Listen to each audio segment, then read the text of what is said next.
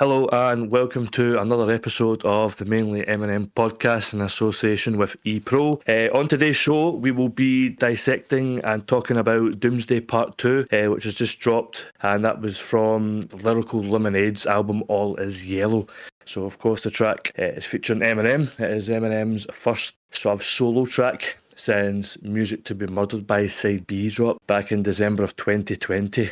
So it was good to hear him just on a track on his own. The Doomsday 2 is, of course, a follow-up to Juice WRLD and Corday's Doomsday, which is sampled with Role Model from the Slim Shady LP. So part 2 is produced by Eminem, Danielle, Kosher World, John Nocito and Cole Bennett. And it's not a long track, it's around about 1 minute 59 seconds. So Blake Ross have joined us today for today's show. And guys, what are your thoughts on the track? Like you said, it's not very long. It's also quite funny because he's like reignited the beef with Benzino again, which is a bit odd, which I didn't think we would see. I thought we'd probably see a new album before I saw that, to be quite honest. But yeah, it's pretty good. It's still a Role Model sample, which is cool. I like the fact that he's been rhyming on more recent beats, like the same as like Lace It. Lace It was like a proper Juice WRLD style beat. This is also I'd probably say similar. Yeah, I really enjoyed it, but like you said, it's quite short. So, and I don't really think it's getting the best reception online compared to Lace It. But yeah, I thought it did well in the album as well. It flows quite well off of Doomsday Part 1 with, like you said, Juice WRLD and Corday. What's the reaction online? Because I've not really been looking at it that much recently. Well, it was a comment on his recent song as well. People are saying they don't like the fact he goes a bit crazy on the ad libs, which is fair enough. I mean, he does. There is a lot of them on both Lace It and on this track as well. But I mean, people don't like the fact that Eminem's quite robotic in his delivery sometimes to make things rhyme. So I think that's probably, if you don't like those specific things, don't listen to his music. I don't really get what you're really expecting as well. It's a feature on a moderately trap album. So yeah, Blake, what's your thoughts on this track? Bit surprised to hear him call it Benzino. Well, see, I'm going to call a lot of people out on Twitter now. I think you all need to get a grip, because it's all well good saying, oh, he's dragging up old beefs and, it's 2024 and he's still calling that Benzino. It's like, unfortunately, ever since Music to Be Murdered by, Benzino hasn't been able to not keep Eminem's name out his mouth. He's been on interviews, he's been doing this, that and the other. And it's like, don't get me wrong, like, I'd have preferred him to just leave it, because the more you give him the time of day, the more he's probably going to go, I'm doing something good here. But then it makes me laugh, because just after this track's come out, Benzino's gone, oh, do you know what? I'd just love to sit down with him and talk about hip-hop, because I think that would be an absolute amazing conversation. It's like, well, which one is it? Do you not like the guy and do you want to keep talking smack about the guy and he's going to talk smack about you? Or do you actually want to be mates with this guy and do you actually just want to have a conversation? So I think the people which are getting upset because Eminem's giving Benzino a little shit need to calm down a little bit and look at the bigger picture of why he's done that. Mm-hmm. Don't get me wrong. I mean, in terms of how the track actually went, I thought it felt like quite different and it felt new, because it's one of those, with this track, he could have done a feature on someone else's song and it would have been give or take the same amount of time. So I'm happy with what we got, and I love the way they've remixed the actual Role Model sample. Yeah, I thought, do you know what, that is fresh. It's, even though it's an original beat, it's a fresh beat at the same time. So I was actually quite impressed with how they went around that. Yeah, so if I'm right in saying the sample is basically the guitar of Role Model on loop, isn't it? Yeah, so it is, because to be fair, you can also hear there was I can't remember exactly which point it is, but you sort of hear like the little bubbling, how you can at the start of Role Model. Yeah. So you can hear that, so I think it is literally just the Role Model, but I think they've added a few more kick drums and lengthened it out a little bit and just added a little bit more bass to it. But other than that, I'm fairly confident it is straight off the original Role Model beat, just, slightly twisted a little bit, which, again, I can't complain with. I enjoyed how it came out. Yeah, I'll give my sort of small review on it as well. I don't want to sound like M, but I'm not feeling the greatest today, so I'll make it quick. But I think it was, I don't have a problem with him calling it Benzino, because it was last year that he was on numerous podcasts talking about how can Eminem be the face of hip hop, blah blah blah. And I did watch his interview on, I think it was No Jumper, and he was like, yeah, it was more the fans that were doing it. And I'm like, but at the same time, he did pick it with the fans. Like, I don't know if the guy's got sort of roid rage issues similar to Melly Mel, but he would bite so easily. I know that there is a lot of there's a big fan base, but anytime someone would jump in the comments, he would just bite so easily. So I mean, he's only really got himself to blame, in all honesty. I know he's sort of doubling down a little bit now, but you've been slating him for a good sort of 12, 18 months as well. So yeah, I don't have a problem with him biting back at him. It is what it is. You keep on getting you keep on shouting, trying to get attention, then you eventually get it, and then you're all offended.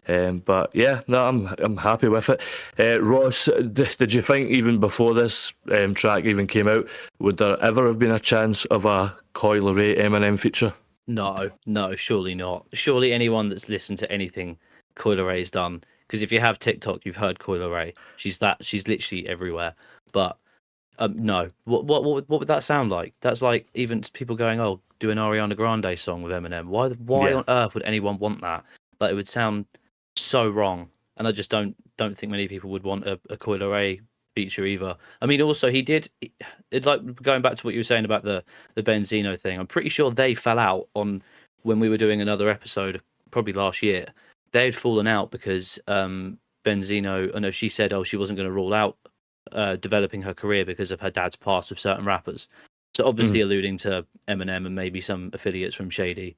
And then he got all shirty about it. He then came off of Twitter, etc., or now X as it is. But it's just quite funny, like you said, that he was constantly bringing him up, and then now he's had to double down a little bit and blame the fans, which I think he did actually post his address, if I'm wrong in saying. He said, if you're a stan and want it, come here, and posted his address, which is just dense. But no, I don't think anyone would want a Coil Ray feature with Eminem. I don't think she would want it either, which is completely fair enough.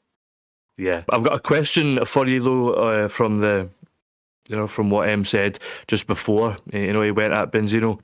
Who did have the second best verse on Forever? My opinion, Lil Wayne. Just because I think his flow's a lot better. But yeah, obviously, I think they all rewrote them, didn't they? Prior to that song, when they heard Eminem's verse, they all decided to rewrite their verses. And I still think Lil Wayne. Drake goes pretty hard, but Kanye's just not quite the right sound for me on that track. I definitely would say, Lil Wayne, second best, easily.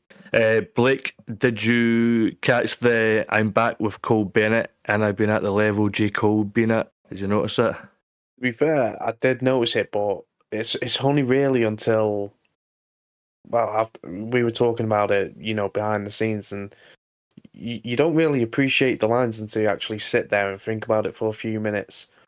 Yeah, I thought, it's actually really cool how he's done that, because obviously J. Cole is at a stupid level. Like, he is, I would say him, you could argue a couple of other rappers, but he's definitely been carrying hip-hop for a while.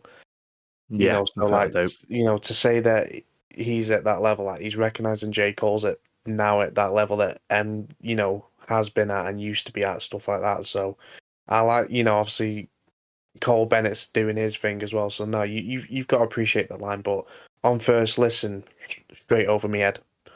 Wait, do you think that these two should eventually collaborate though? What is stopping that from happening, do you think? It's a hard one, in fairness, because obviously you've got a number of things which could, conflict it. Obviously schedules is the big one.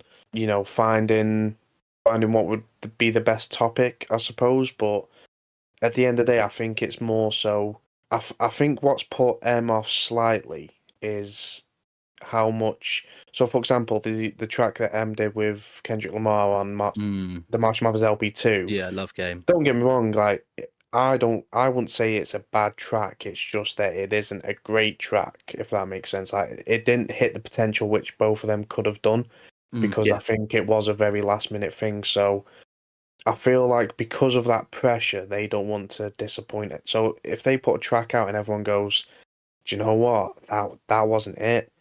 Then it kills all that hype and it kills that momentum. So I think it's one of those where if they do a track and it isn't perfect or it isn't at the level they want it to be, then It's not gonna coming out. it's just gonna be seen as a failure. Do you know what I mean? So But he was meant to be on Ya Ya on Music to Be Murdered By, but I think again a scheduling conflict got in the way and they went for Black Thought instead. But yeah, I'm pretty sure he was meant to be on that, and he's done a tune with Royce the 5'9", Pablo Boat off of the Book of Oh, Ryan. brilliant track that. Yeah, Brilliant. but I think that's the kind of sound that they would aim for. That kind of melodic, like old school '90s, I guess, like flow. Boom bap. But it would be hard to do.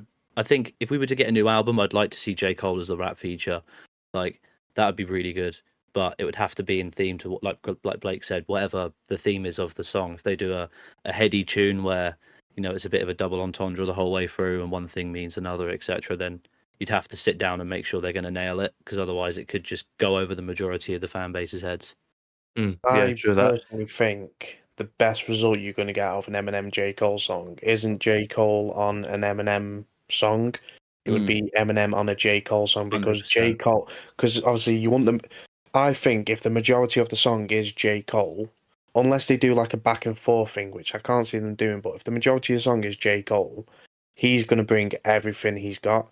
Yeah. And, if Eminem's on a verse, he's going to just absolutely knock it out of the park. And I think in terms of features, you see a lot of reactors say the same thing. Obviously, Stevie Knight's one of the biggest ones who keep saying it. The biggest issue with a lot of guest verses where Eminem's on the track is they don't fetch the full potential. And to be fair, he's made up with Easy Mill now, but he said the same thing about the Easy Mill track. He didn't hit that top level which you would expect someone to do when they're on the track with Eminem. Like obviously, I'm not trying to say Eminem buried Easy Mill. I'm just saying I think Easy Mill could have done better. As good of a song it is, and that's what Stevie Knight said as well. So it's like I think you need Eminem to be on a J. Cole song, because J. Cole's going to bring it. Like he's not going to let himself flop, and Eminem's going to bring it. I think that's the best way to go around that whole idea of the song. Yeah, well, I mean, as we know with J. Cole, he's been on a pretty impressive feature run over the last sort of 12 months. Do you think, guys, that M is sort of going to be on a feature run, or do you think there's going to be more of a studio album that will come out this year? What would you think?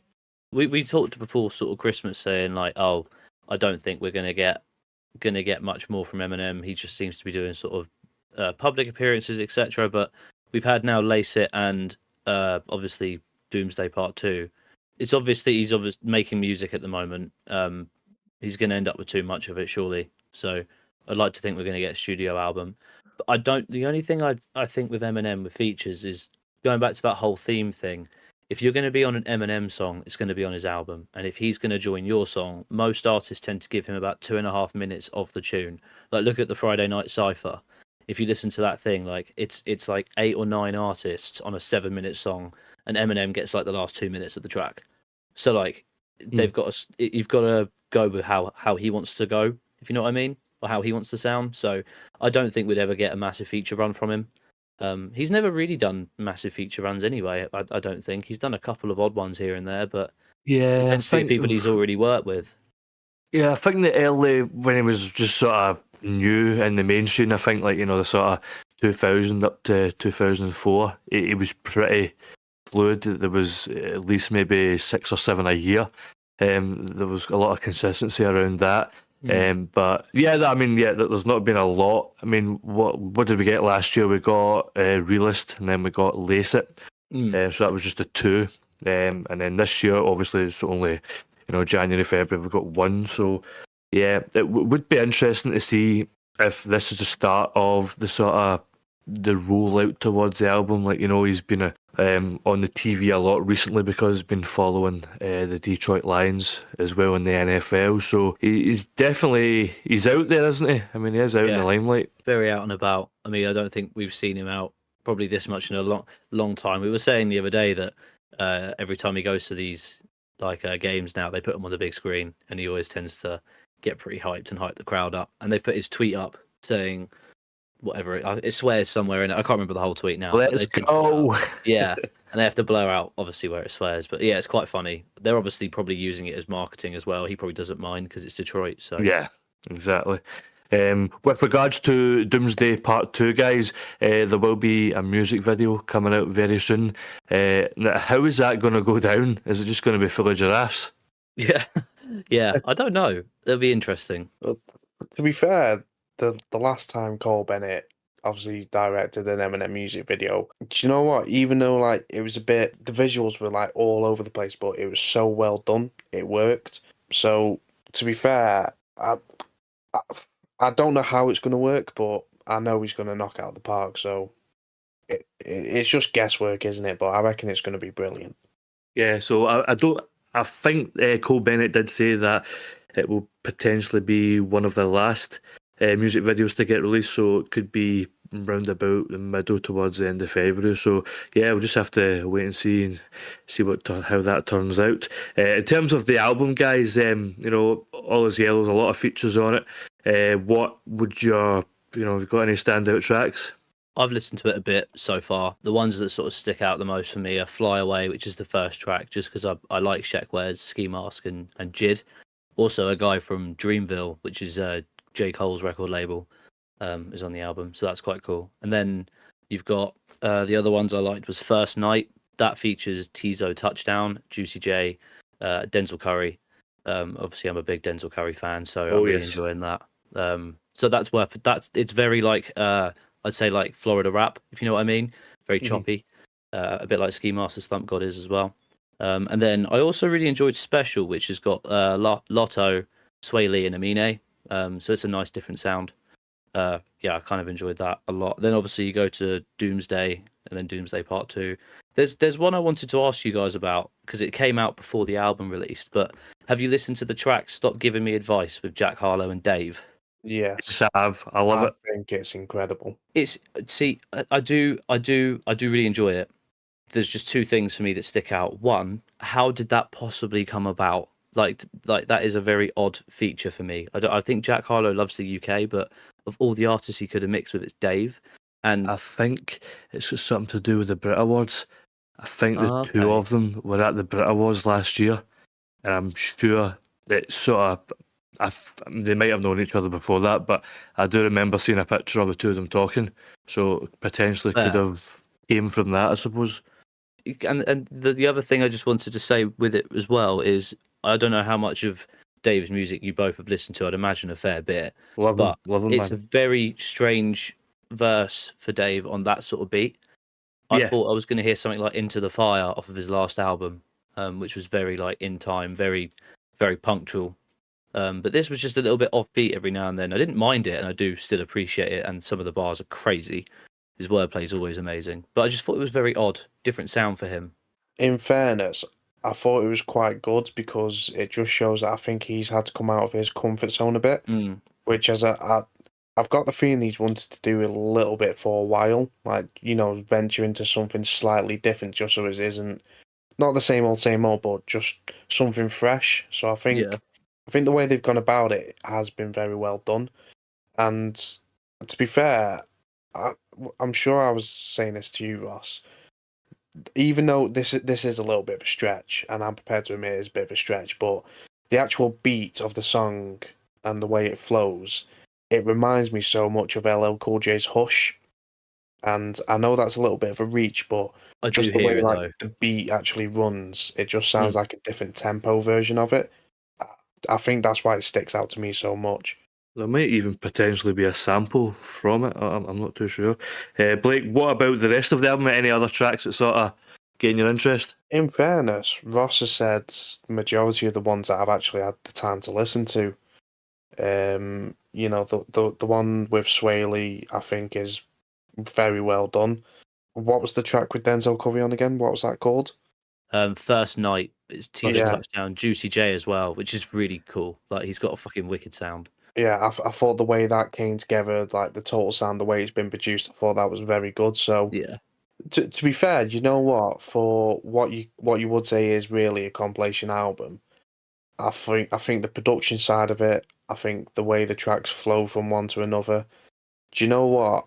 I think Lyrical Lemonade, Cole Bennett, all that side of things have absolutely knocked this album out the park just because it's got something for everyone. Like, it isn't an album where you'll go on and you'll go, oh, you know, like, for example, like some people, you know, got this album just because Eminem's on it, or some people got this album just because Dave's on it, or, you know, Jack Harlow, stuff like that. But I think there is something for everyone on there, like a different style of music on every track.